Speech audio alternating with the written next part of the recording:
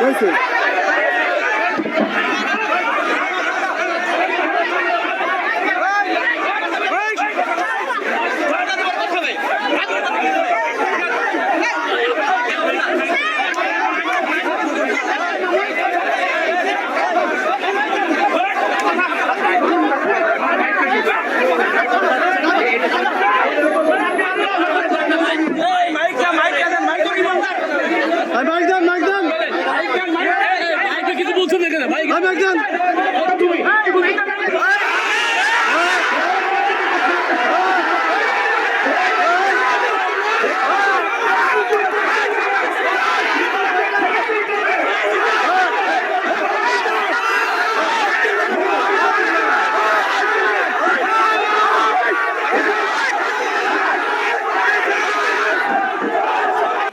আমি বিল্লাল সাবেক chairman Billal chairman বলছি, আমি যেটা বলবো সেটা হতে হবে, তাফসীর কোরআনের উপরে বক্তব্য হতে হবে।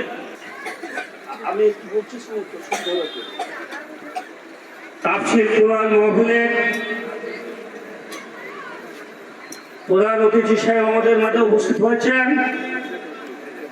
আমি কিছু বলতে চাচ্ছি না, আমার কথা এখানে তাফসীর কোরআন মাহফিলের পুরো আলাপ হবে।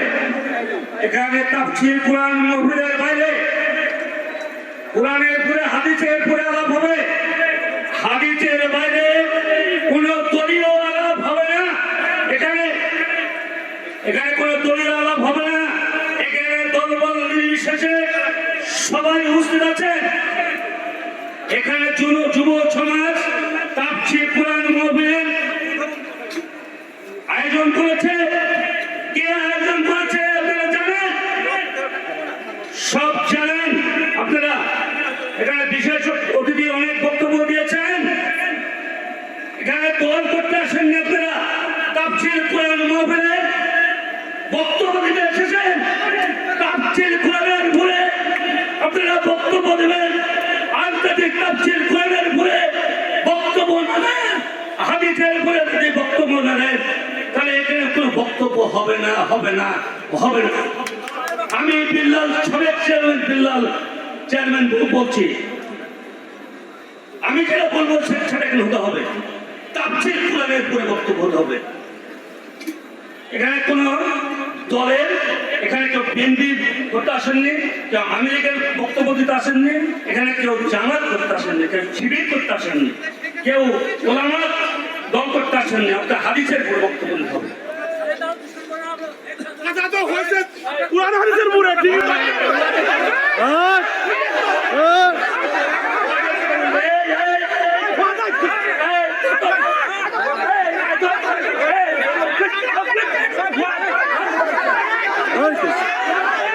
হয়েছে